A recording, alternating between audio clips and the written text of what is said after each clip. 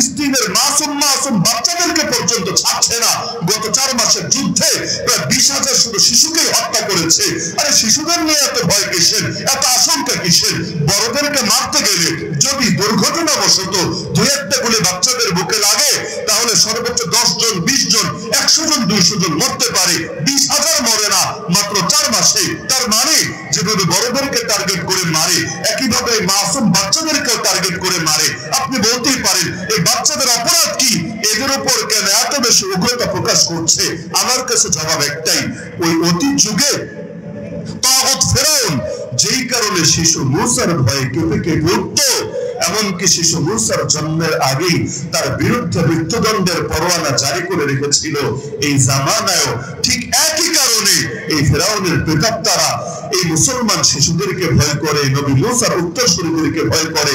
কারণ তারা জানে দেখতে শিশু হলে কি হবে, সিংহের ঘরে যে শাবক জন্ম নেবে ওর তো আর শিয়াল হবে না, ওর রক্তের ভেতরে সিংহের রক্তই জারি থাকবে। আরে শিয়ালদের রাজত্ব থাকে সেই বনে যেই বনে সিংহ থাকে না। আর যদি শিয়ালদের রাজত্ব চলাকালেও হুঙ্কার দিয়ে সিংহ যদি বনে ঢুকে পড়ে, শিয়ালরা তখন ল্যাজ গুটিয়ে পালানোর জায়গাও খুঁজে পায় না। ওরা জানে ওরা তো শিয়ালের জাতি, বানরের জাতি, শূকরের জাতি। অতীতে ওদের পূর্বপুরুষদেরকে আল্লাহ ওদের দাতাদের কারণে আসল রূপে প্রকাশ ঘটিয়ে দিয়েছিলেন। কাউকে বানিয়ে দিয়েছিলেন শুয়োর, কাউকে বানিয়ে দিয়েছিলেন বানর। এই শূকর আর বানরের উত্তরসূরিরা কি পাঙ্গা নেবে সিংহের জাতির সাথে? তোরা জানে এই মাসুম বাচ্চাগুলো দেখতে বাচ্চা হলে কি হবে, চিরকাল তো বাচ্চা থাকবে না। আরে যখন বড় হবে এই বাচ্চাগুলো তো আর মেশকাম্বরের ঘানে বড় হবে না, বারুদের গন্ধে গন্ধে বড় হবে। বড় হয়ে যখন জানবে দিনের জন্য তার বাপকে শহীদ করা হয়েছে, তার মায়েকে ইজ্জতহানি করা হয়েছে, তখন তাদের রক্তে দুর্বার আগুন জ্বলবে। পৃথিবীর কোন শক্তি দিয়ে সে আগুনকে তো নেভাতে পারবে না। সুতরাং যে কোনো মূল্যে চাই বাচ্চাগুলো যাতে বড় না হয়, কারণ একবার যদি এরা বড় হয়, নওজোয়ান হয় আর সবাই মিলে ময়দানে নেমে আসে, তখন তো এই বানরা শুয়োরের উত্তরসূরিরা লেজ গুটিয়ে পালানোর কোনো জায়গা খুঁজে পাবে না।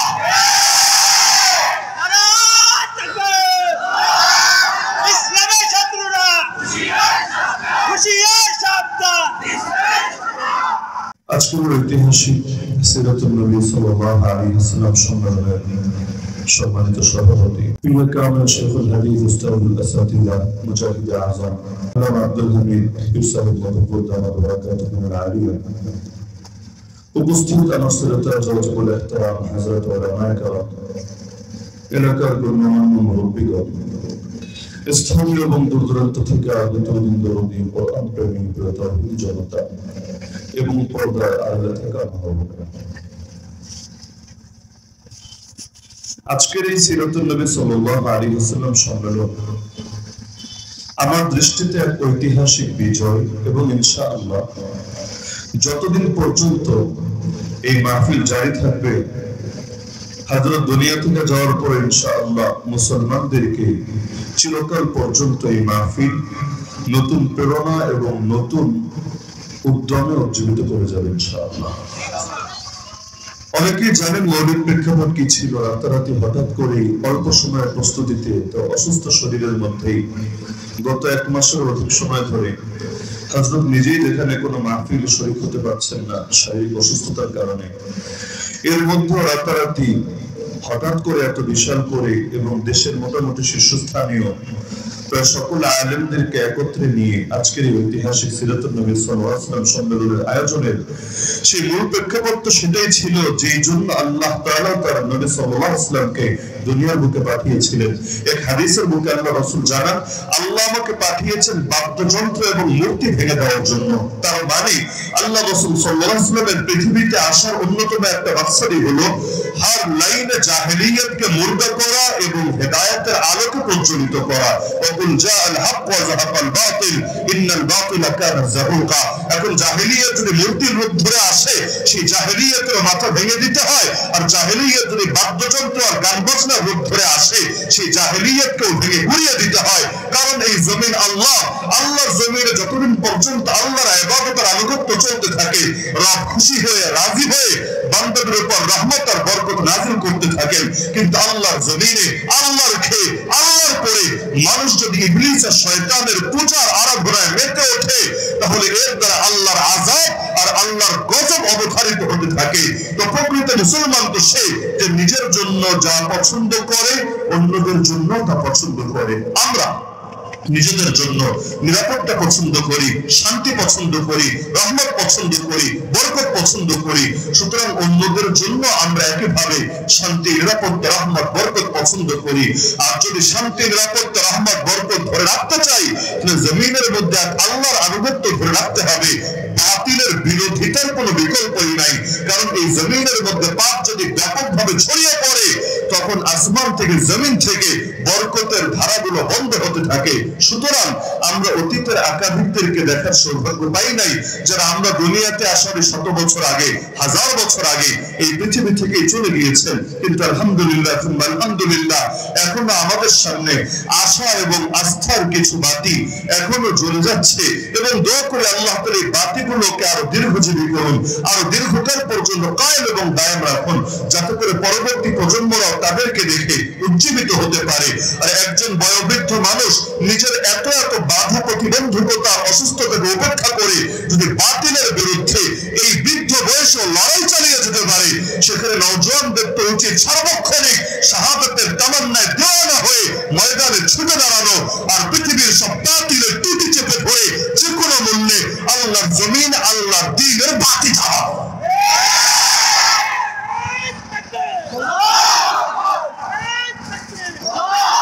আমির শরিয়াত সৈয়দ আতাউল্লাহ শাহ বুখারী আল্লাহ তাআলা তার কবরকে নূরে রূপান্তরিত করে দিলেন।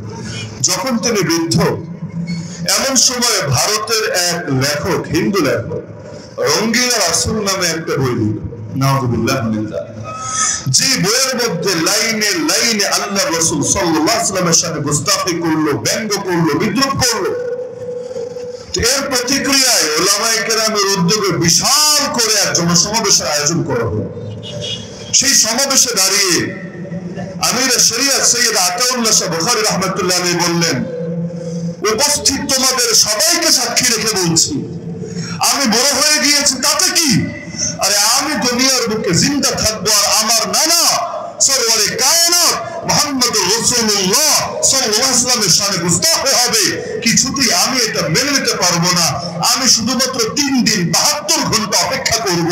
এই 72 ঘন্টার মধ্যে রঙ্গিলা রাসূলের লেখকের যদি কোনো দফা রফা না হয়, আমি এই বড় নিজ ময়দানে নেমে গিয়ে ওকে পৃথিবী থেকে বিদায় করে দিয়ে আসবো।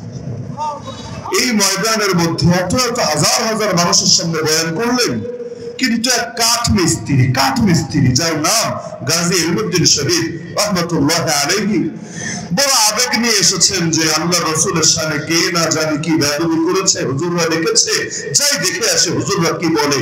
এই একটা বাক্য তার অন্তরের মধ্যে এমন ভাবে আগুন ভরিয়ে দিল, সেখানে বসেই সে শপথ করলো, আল্লাহর সঙ্গে বেয়াদবদ্ধ হলো, আল্লাহ আমি একজন সাধারণ কাঠমিস্ত্রি, আমার ইলম নাই, আমার আমল নাই, আমার কিছু নাই, দুনিয়াতে কেউ আমাকে চেনে না, আমাকে জানে না। আরে আমি দুনিয়ায় বেঁচে থাকলে কি আর না থাকলে কি, একটা মাত্র জীবন তুমি যেহেতু দিয়েছো, সুতরাং তোমার নবীর ইজ্জত হেফাজতের জন্য সেই জীবনটাকেই আমি বাজি লাগাবো, মরা লাগলে মরবো, কিন্তু যতক্ষণ বেঁচে আছি এই রঙ্গিলা রাসূলের লেখককে তার উপযুক্ত প্রাপ্য বুঝিয়ে দেওয়ার চেষ্টা করে যাবো। সেই যে হিম্মত নিয়ে ময়দানে নামলো, যদিও পরবর্তীতে তাকেও জীবন দিতে হয়েছে, তার জানাজাও ভারতবর্ষের ইতিহাসে বিশাল জানাজা ছিল, এবং পরবর্তীতে যখন বন্দী হয়েছিল তাকে মুক্ত করার জন্য সেই কায়েদে আজম মোহাম্মদ আলী জিন্নাহ পর্যন্ত আদালতে দাঁড়িয়ে তকবীর করেছিল। কিন্তু একজন মাত্র কাঠ মিস্ত্রি, একজন বৃদ্ধ সৈয়দ আতাউল্লাহ শাহ বুখারীর ডাকে তার জীবনটাই পরিবর্তন হয়ে গিয়েছিল। অবশেষে ঠিকই আল্লাহ নবীর ইজ্জত হেফাজত রক্ষার্থে গোস্তাখ রাসূলকে তার উপযুক্ত প্রাপ্য বুঝিয়ে দিয়েছিল। যদিও নিজের হায়াত গিয়েছে, তাতে কি প্রকৃত মুসলমান নিজের হায়াত নিয়ে ভাবে না? ওই সাহাবীর মতো ময়দানে যুদ্ধ চলছে, এক পাশে মুসলমানরা, আরেক পাশে কাফেররা। মুসলমানদের পাশে গুটি কয়েক সাহাবী আছেন, আর প্রচুর পরিমাণ তাবেঈ আছে। তো এখন মুসলমানদেরকে যুদ্ধের ময়দানে খেপানোর জন্য কাফেরদের সারির ভেতর থেকে এক কাফের আল্লাহ নবী সাল্লাল্লাহু আলাইহি ওয়াসাল্লামের শানে গুস্তাখি করে একের পর এক ক্রমাগত গালিগালাজ করে যেতে লাগলো। তার উদ্দেশ্য মুসলমানদেরকে উত্তেজিত করে তোলা, রাগিয়ে তোলা। কারণ তারা জানে যদি যুদ্ধের ময়দান উত্তেজিত হয়ে যায়, রেগে যায়, তখন তাদের কৌশলে ভুল হবে, তারা আবেগের বশে এমন করে সিদ্ধান্ত নিয়ে ফেলবে যার কারণে যুদ্ধে জয়ী হওয়ার পর তাদের জন্য অনেকটাই ঝুঁকিপূর্ণ হবে। তো এখন এই মুসলমানদের রাগানোর জন্য আজকাল যেমন ক্ষণে ক্ষণে আল্লাহ রাসূলের সঙ্গে বেয়াদবি করে, গুস্তাখি করে, এক এক সময় উদ্দেশ্য এক একটা হয়। কখন উদ্দেশ্য হয় ভাত টিপ দিয়ে দেখা, ভাত রান্না হয়েছে কিনা, সব কমপ্লিট কিনা বোঝার জন্য সবগুলো আলাদা আলাদা ভাবে টিপ দেওয়া লাগে না, একটা দুইটা টিপ দিলেই বোঝা যায় বাকিগুলোর কি অবস্থা। ওরাও মাঝে মধ্যে টিপ দিয়ে দেখে আমাদের ঈমান, আমাদের আকীদা, আমাদের মহব্বত, রহস্য মুহাম্মদুর রাসূলুল্লাহ সাল্লাল্লাহু আলাইহি ওয়াসাল্লামের সাথে গুস্তাখি করে দেখে মুসলমান কি জেগে আছে নাকি ঘুমিয়ে গেছে। যেদিন টিপ দিলে দেখবে কোনো প্রতিক্রিয়া আসে না, সকলে ঘুমিয়ে আছে, ওদিনের ওদের টেনশন করা লাগবে না। কারণ ঈমানের উৎস আল্লাহ রাসূলের উপর আঘাত দিলে যারা জাগে না ওদেরকে নিয়ে টেনশন করাই লাগে না, কারণ ওরা অদৃশ্য গোলামের জিনজিরে এমনি আবদ্ধ হয়ে আছে। যতদিন পর্যন্ত দেখবে আরে কেউ না কেউ ক্ষোভের দাবানলে ঠিকই জ্বলে উঠেছে, ততদিন পর্যন্ত ওদের ভয় যাবে না। যেমনি ভাবে দেখেন না ফিলিস্তিনের মাসুম বাচ্চাদেরকে পর্যন্ত ছাড়ছে না। গত 4 মাসের যুদ্ধে প্রায় 20,000 শুধু শিশুকেই হত্যা করেছে। আরে শিশুদের নিয়ে এত ভয় কিসের, এত আশঙ্কা কিসের? বড়দেরকে মারতে গেলে যদি দুর্ঘটনাবশত 2-1টা গুলি বাচ্চাদের বুকে লাগে তাহলে সর্বোচ্চ 10 জন, 20 জন, 100 জন, 200 জন মরতে পারে, 20,000 মরে না মাত্র 4 মাসে। তার মানে যেভাবে বড়দেরকে টার্গেট করে মারে, একইভাবে মাসুম বাচ্চাদেরকেও টার্গেট করে মারে। আপনি বলতেই পারেন এই বাচ্চাদের অপরাধ কি, এদের উপর কেন এত বেশি উগ্রতা প্রকাশ করছে? আমার কাছে জবাব একটাই, ওই অতীত যুগে তাগুত ফেরাউন যেই কারণে শিশু মূসার ভয়ে কেঁপে কেঁপে উঠত, এমনকি শিশু মূসার জন্মের আগেই তার বিরুদ্ধে মৃত্যুদণ্ডের পরোয়ানা জারি করে রেখেছিল। এই জামানায়ও ঠিক একই কারণে এই ফেরাউনের প্রেতাত্মারা এই মুসলমান শিশুদেরকে ভয় করে, নবী মূসার উত্তরসূরিদেরকে ভয় করে। কারণ তারা জানে দেখতে শিশু হলে কি হবে, সিংহের ঘরে যে শাবক জন্ম নেবে ও তো আর শিয়াল হবে না, ওর রক্তের ভেতর সিংহের রক্তই জারি থাকবে। আরে শিয়ালদের রাজত্ব থাকে সেই বনে যেই বনে সিংহ থাকে না। আর যদি শিয়ালদের রাজত্ব চলাকালেও হুঙ্কার দিয়ে সিংহ যদি বনে ঢুকে পড়ে, শিয়ালরা তখন ল্যাজ গুটিয়ে পালানোর জায়গাও খুঁজে পায় না। ওরা জানে ওরা তো শিয়ালের জাতি, বানরের জাতি, শূকরের জাতি। অতীতে ওদের পূর্বপুরুষদেরকে আল্লাহ ওদের বেয়াদবির কারণে আসল রূপে প্রকাশ ঘটিয়ে দিয়েছিলেন। কাউকে বানিয়ে দিয়েছিলেন শুয়োর, কাউকে বানিয়ে দিয়েছিলেন বানর। এই শূকর আর বানরের উত্তরসূরিরা কি পাঙ্গা নেবে সিংহের জাতির সাথে? তোরা জানে এই মাসুম বাচ্চাগুলো দেখতে বাচ্চা হলে কি হবে, চিরকাল তো বাচ্চা থাকবে না। আরে যখন বড় হবে এই বাচ্চাগুলো তো আর মেসকাম্বরের ঘানে বড় হবে না, বারুদের গন্ধে গন্ধে বড় হবে। বড় হয়ে যখন জানবে দিনের জন্য তার বাপকে শহীদ করা হয়েছে, তার মায়েকে ইজ্জতহানি করা হয়েছে, তখন তাদের রক্তে দুর্বার আগুন জ্বলবে। পৃথিবীর কোন শক্তি দিয়ে সে আগুনকে তো নেভাতে পারবে না।